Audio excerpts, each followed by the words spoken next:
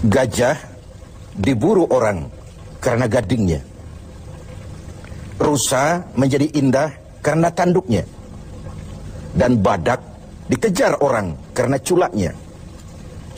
Gajah yang tak bergading, rusa yang tak bertanduk, bahkan badak yang tak berculak, segera kehilangan keindahannya. Demikian kalau ini kita pindahkan kepada nilai-nilai keimanan. Orang yang beriman dikenal karena ia punya ciri, punya tanda. Apa tandanya? Al-Anfal ayat 2 dan 3 menjelaskan itu. Innamal mu'minun, sesungguhnya yang benar-benar dinamakan orang beriman itu, siapa mereka? Pertama, alladzina idza dzukirallahu wajilat qulubuhum. Apabila disebut nama Allah, bergetar hatinya. Nama Allah sanggup menggugah jiwanya. Bagaimana ini bisa terjadi? Dalam hidup Allah memberikan satu hati kepada kita. Di hati yang cuma satu itu, terkumpul sejuta rasa. Apa yang paling mengambil tempat terbesar di hati kita, itulah yang kalau disebut hati akan bergetar. Jadi kalau hati sepenuhnya sebagian besar diisi harta, di sebagian besar diisi pangkat dan jabatan, sebagian besar diisi dengan segala macam yang lain, itu yang akan membuat dia bergetar. Orang-orang yang beriman, sebagian besar hatinya diisi oleh Allah. Nama Allah sanggup menggugah jiwanya, menggetarkan hatinya. Dari sini timbul sikap etika otonom. Sekarang ini pun ditekan orang. Hei, kamu korupsi ya? Biar aja. Orang kan tahu, nggak apa-apa. Tuhan kan tahu, biarin. Tuhan tahu nggak ribut. Tapi kalau orang tahu, 3 orang saja ribut sudah geger. Tuhan nggak ribut katanya. Bagaimana mau menggetarkan hati seperti itu? Orang yang beriman, sebagian besar hatinya diisi Allah. Sehingga kalau disebut nama Allah, bergetar dan pada gilirannya sanggup menggetarkan hati orang lain. Bukankah pada satu saat ketika Rasul sedang tidur, datang orang kafir bernama Da'sur menghunus pedang. Muhammad, kalau saya tebas batang lehermu, siapa yang akan menolongmu sekarang? Dengan tenang dan tegar Rasul menjawab, Allah yang akan menolong saya. Mendengar kalimat Allah, Da'sur gemetar. Pedang jatuh, diambil oleh Rasul. Kalau sekarang saya balikan pedang ini ke lehermu, siapa yang akan menolongmu, Da'sur? Tidak ada ya Rasul, kecuali kalau kau mau memaafkan saya. Diberikan pedang itu oleh Rasul. Jangan ulangi lagi perbuatanmu. 2 sisi dari cerita pendek ini. Pertama, bagaimana mudahnya Rasul memaafkan orang yang nyata-nyata mau menghabisi jiwanya. Yang kedua, kalimat Allah ketika diucapkan oleh Rasul yang batinnya bersih, menggetarkan Da'sur, menggetarkan hati orang lain. Yang kedua, wa idza tuliyat alaihim ayatuhu zadathum imana. Orang beriman itu kalau dibacakan kepada mereka ayat-ayat Allah, bertambah keimanannya. Apa ayat Allah itu? Tanda-tanda Allah. Ada berapa ayat Allah? Ada 2. Pertama, ayat yang terucap oleh Allah, biasa kita sebut wahyu.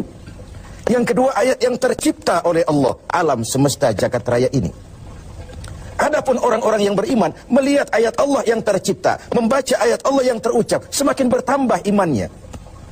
Dia berdiri di tepi pantai, bukan main lautan luas terhampar biru membentang, ombak menghempas diri ke tepian. Kalau laut saja begini hebat, apalagi yang bikin laut.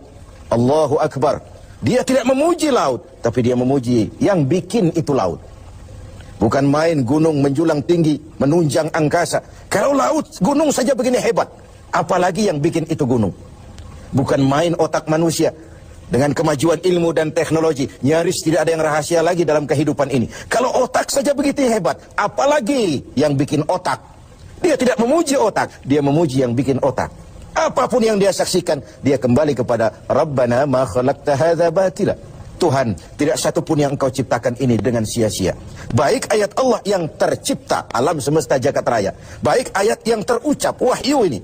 Keduanya kalau dibacakan, semakin menambah keimanannya. Kita pandai baca ayat yang terucap oleh Allah. Sering kita khatam Quran. Tapi kita kurang pandai membaca ayat yang tercipta oleh Allah. Bumi ini ayat Allah. Baca. Mengandung gas, minyak, batu bara. Pakai apa membaca ayat Allah di bumi? Pakai ilmu geologi. Angkasa luar ayat Allah. Baca. Bagaimana membaca angkasa luar? Pakai ilmu astronomi. Laut ayat Allah, ada minyak lepas pantai, ada mutiara, ada kekayaan-kekayaan di dasar laut. Bagaimana membaca ayat Allah di lautan? Pakai ilmu oceanografi.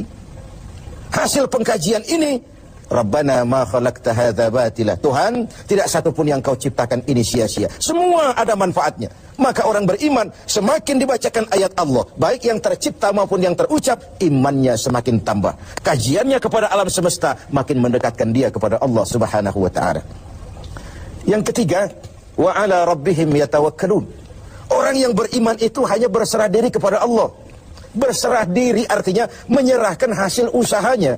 Bukan belum sudah terserah Tuhan saja, terserah Tuhan. Bukan. Tawakal itu bukan fase pertama, fase terakhir.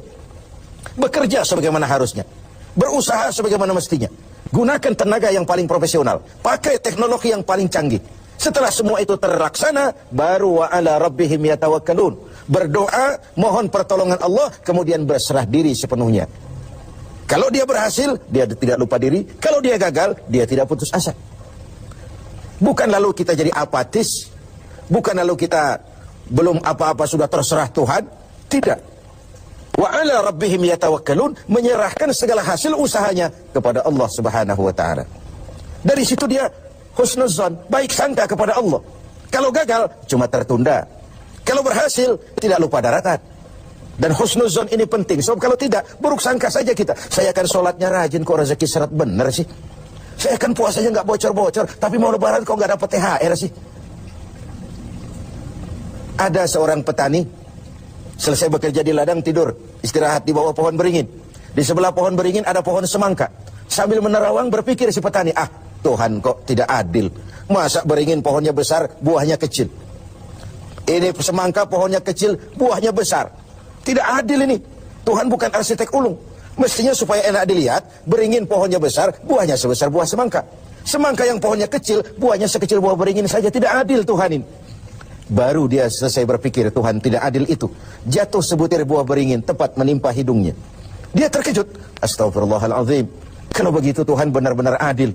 Coba kalau buah beringin sebesar semangka barusan jatuh nimpa hidung saya, kayak apa potongan saya sekarang? Ayo kita jujur, dalam hidup kan kita sering begitu. 1 menit yang lalu dia masih berkata Tuhan tidak adil. 1 menit kemudian dia sudah berkata Tuhan benar-benar adil.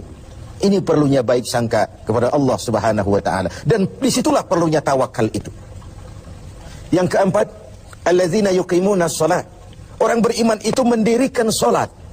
Selalu kata-kata salat bergandeng dengan aqimis shalah. Dirikan, bukan kerjakan. Saya ingin berkata maaf, banyak di antara kita yang sudah mengerjakan salat tapi belum mendirikan salat. Sebab mendirikan sholat artinya mengerjakan sholat dengan benar, cukup syarat rukunnya. Selesai sholat, ajaran sholat diterjemahkan dalam kehidupan. Ada kontinuitas, ada kesinambungan. Kalau sekedar mengerjakan saja, ya selesai pekerjaan, selesai. Habis sholat, maksiat lagi. Habis sholat, sombongnya jalan terus. Habis sholat, pelitnya nggak pernah hilang. Beda dengan mendirikan. Ketika takbir, pada posisi berdiri, arahkan pandanganmu ke tempat sujud. Ini filosofinya apa? Kau kalau sudah di atas, ingat dengan yang di bawah. Kau sudah kaya, ingat sama yang miskin. Kau sudah berkuasa, lindungi yang rakyat jelata. Kau sudah jadi orang alim, bimbing yang awam. Solat, berdiri, arahkan pandangan ke tempat sujud. Ini mendirikan, bukan sekedar mengerjakan. Orang yang beriman punya sandaran vertikal. Ini yang penting. Punya sandaran vertikal kepada Allah saja. Kalau kita bersandar ke tiang, tiangnya rubuh, kita jatuh. Kita bersandar kepada orang kaya, dia jatuh miskin, kita selesai. Bersandar kita kepada jenderal, dia pensiun, kita tamat. Orang yang beriman, alladzina yuqimuna shalah, dia hanya punya sandaran vertikal kepada Allah saja. Kalau hidup sudah mulai kita gantungkan kepada manusia, bersiaplah untuk kecewa. Berharap tentu, bergantung hanya kepada Allah. Yang terakhir, wa mimma razaqnahum yunfikun. Orang yang beriman ini menginfakkan sebagian dari harta yang diberikan Allah di jalan Allah. Dijadikannya harta itu sebagai alat, bukan sebagai tujuan. Diperbudaknya harta, bukan dia menjadi budak harta. Cari uang, tapi sudah dapat, hai uang, karena kau milikku, kau harus jadi budakku. Jangan aku yang jadi budak kau, uang. Cari harta, karena kau milikku, kau harus jadi budakku. Jangan aku yang kau perbudak.